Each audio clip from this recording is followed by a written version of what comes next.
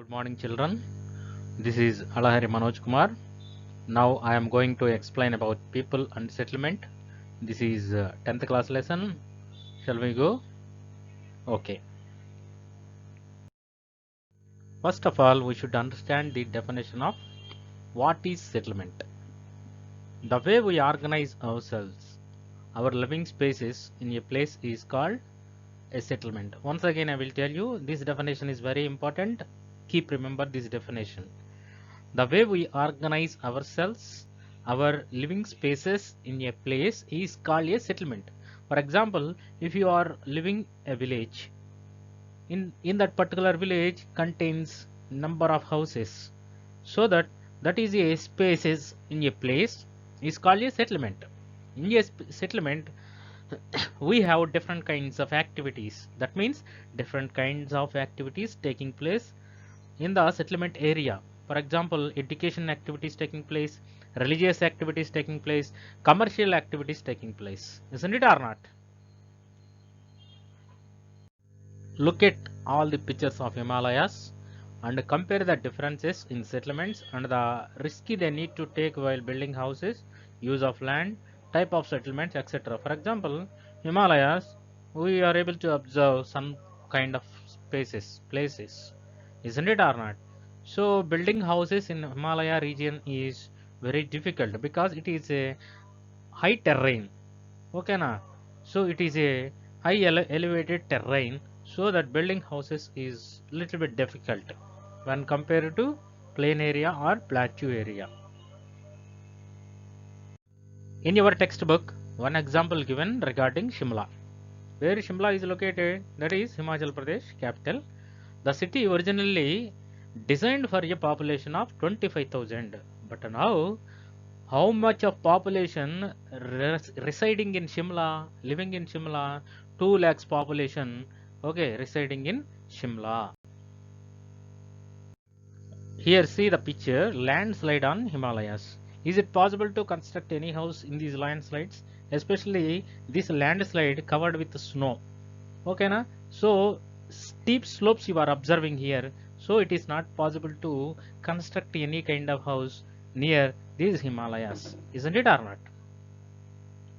See, foothills of Himalayas, a village located, that is Ladakh, a village in Trans Himalayas in Nurbha Valley, backside Nurbha Valley located, front Ladakh is located. This village is settled by a stream that flows with the glacier melting. Actually, we can find the glaciers in Himalayan region. Glaciers are melting, and whenever these glaciers receiving the sunrises, there, okay na, these glaciers are melting and turning as a water and flowing down. You know that one. Stream flows only during summer. Why? In summer region that area receiving little bit sunrises, so that glaciers are melting. A huge mass of ice is called a glacier. That definition you know. During summer, and farming is possible in that particular area, because in our area when okay, agriculture activities are taking place in the month of June to up to October, agricultural activities taking place our area. But in Ladakh, only summer they are operating the agricultural activities, because by that time only, okay, glaciers are melting and water is coming down. Farming is possible only during this season. The region receives almost no rainfall. In mountains are barren. The mountains are barren. Okay na? So that, so only when agriculture is possible in that area, yes, in summer season. You try to do this field work. Look at your own city, town or a village where you are residing or living. That is, don't worry. Draw a sketch map of a selected area using the methods you had learnt earlier. Your map should show the following: roads, houses, shops, markets, streams and drains, some public places, schools, bus stand, everything you should try to show.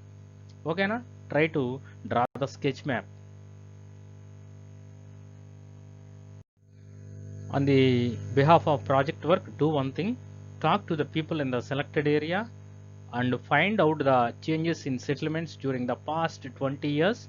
And the reasons for this, year by year some changes taking place in your area. Anywhere else changes are must and should, okay, now surely taking place. Then inquire regarding that, which kind of changes occurred in that particular area for the past 20 years, what amenities should have been provided for but has not been done, okay, now which amenities they are receiving, then which amenities they are not receiving, that also, okay, sketch on your map. Then collect it and note down. Are the public places at points that would be convenient to most people? Do you find any pattern in this location of a market? Such kind of questions yourself you pose and try to answer those questions. Okay, now how did settlements begin? Okay, so shall we discuss regarding this? How did settlements begin? See this picture. What you are observing here, early human beings, our ancestors, they were hunter and gatherers. Okay, they led which kind of life? Nomadic life. Nomadic means moving one place to another place. Right now we have permanent houses, but they didn't have any permanent houses. Who? Earlier humans. Actually, they hide their skin with animal skin, then started making and using tools. Initially, they made tools with stones. Who? Earlier humans. See this picture. Initially, they made tools by using stones. See, once observe each and every one.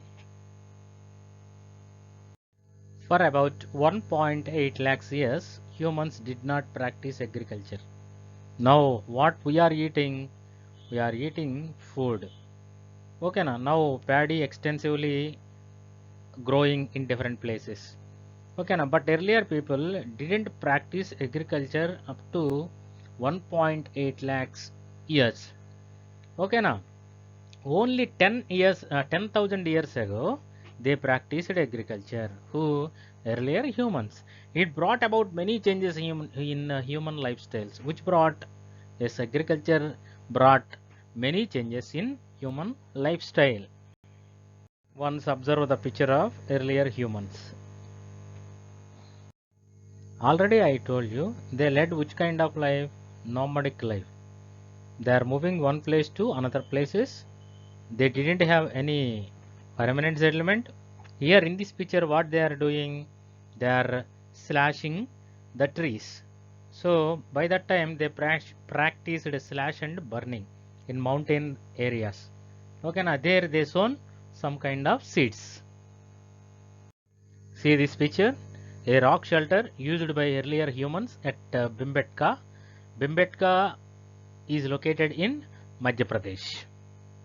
So compare and contrast is very important while comparing two aspects here: nomadic lifestyle given, sedentary lifestyle given. Yourself, you collect the information and fill this table. I will give one clue. Nomadic life is nothing but they don't have permanent houses. They are moving one place to another place. Our earlier humans lead which kind of life? Already I told you, nomadic life. Sedentary lifestyle is different. Nowadays we are leading which kind of life? Sedentary lifestyle. That means we have permanent houses. Expansions of agriculture and emergence of towns. How many years ago agriculture was started? 10,000 years ago agriculture was started. Up to 1.8 lakhs years, earlier humans led which kind of life? Yes, nomadic life. Already we discussed. As agriculture progressed, people observed the seasonal cycles. For agriculture, which is the important need, water is the important need for agriculture. So that they observed patterns. Patterns is nothing but seasons, seasonal cycles. How to predict climatic conditions, how to plan the timing of cropping practices, sowing, harvesting, threshing. Okay, so all these they observed, they followed. As populations increased, other professions also emerged. Earlier, totally people dependent on agriculture. Afterwards, gradually, they shifted to other professions. variety of goods and trade took place in between. Okay. Earlier, people lived in villages, but gradually they shifted towards towns. Okay, now their settlement shifted to towns. Towns were expanded. Gradually, towns also expanded as settlements become larger. Afterwards, people specialized in certain skills. Many goods were produced for the market and sold to traders. How do settlement changes? Now we will see the story about Delhi. Delhi is the capital city of India. Everybody know. The city of Delhi can claim to have been central to many empires. Many empires ruled India. By that time, their capital, Delhi. After independence, Delhi continued as India capital. Okay, na? Then after independence, mass migration took place. Many people migrated to Delhi. Okay, na? Because they wanted to search, okay, food. They wanted to get jobs, so that they migrated to Delhi. In detail regarding Delhi, I will tell few points. As the capital of the country, with the parliament and central government offices, everything, most of the major buildings, major central government buildings located in Delhi. Today, Delhi is the second largest city with more than 1 crore 60 lakhs people. In 1951, this was near 20 lakhs. By that time, population was 20 lakhs, but population, 8 times grown in Delhi. During the last 60 years, it has grown 8 times. Delhi population. Okay. Let us begin by looking at the types of areas where people live in Delhi. Different types of slum areas already existed in Delhi. Some authorized colonies, some unauthorized colonies. Clear cut explanation later I will give you regarding this. Later on, some of these areas existed in Delhi were accepted by local authorities as valid settlements. These lands have pattas by the time onwards. These become the designated slum areas or resettlement colonies or regularized unauthorized colonies. However, other areas continue without being accepted as legal settlements, such as the Juggi Jupadi clusters and unauthorized colonies. If one piece of land legally accepted by the government, that is authorized land. If a land not authorized by the government, that is unauthorized land. Okay, na such a way colonies also recognized by the some colonies also recognized by the government, some colonies not recognized by the government. Such kind of colonies are called as unauthorized colonies or else Juggi Jupadi clusters. Do you understand? There were also some villages within the city. Only about 24% of the populations were living in colonies that had proper legal status. Here Types of settlement table given. First column types of settlements mentioned. Estimated population given in the second column. Percentage of total population of city mentioned in the third column. For us, Juggi Jupadi clusters data is very important. Estimated population in the year 2000, Juggi Jupadi clusters point of view 20.72. Percentage of total population of city Juggi Jupadi clusters 14.8. Remember that data, that is very important. The city of Delhi had 3 master plans. How many master plans they had? 3 master plans. In any city there should be housing areas, markets, schools, industrial areas, office areas, parks and recreation areas and so on. However, the plans have not been implemented properly in Delhi. They had 3 master plans. However, it is clear that such plans have not been followed. This image given in your textbook, once check your textbook. A middle class housing colony, compare this with a low income housing colony in Delhi. Okay. People who are not having the legal settlement or else the colonies which have not having the legal status, so they have constant threat of eviction. These colonies does not receive many public amenities. Public amenities in the sense, Now and then every month you are receiving the ration, then you are taking the water. Which water? Yes, Panchayati giving the water. Such facilities you are taking.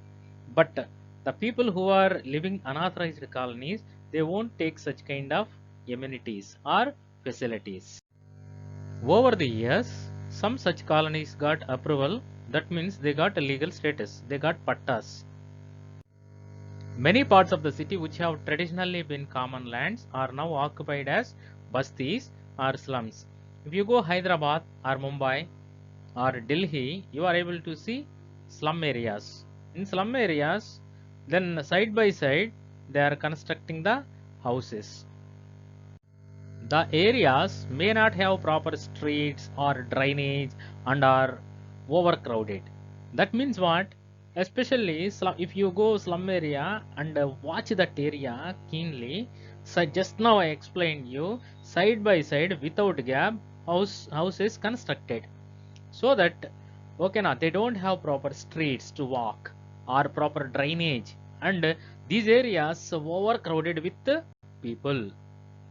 Some of them have legally been notified as slums. Delhi Development Authority DDA, abbreviation very important, remember that one, would evict people. Evict means vacate people from the land that they have been living on for a long time. Suppose you have been living in that particular area for a long time. Okay, if DDA wants that area, that place for another purpose, they will give the notices to those people. Immediately vacate that place. Like that notices they will issue. Finally, what did you understand? The settlements have been growing in an unplanned manner. Okay, na? So I am concluding my session with this slide. So we will meet you in the next session.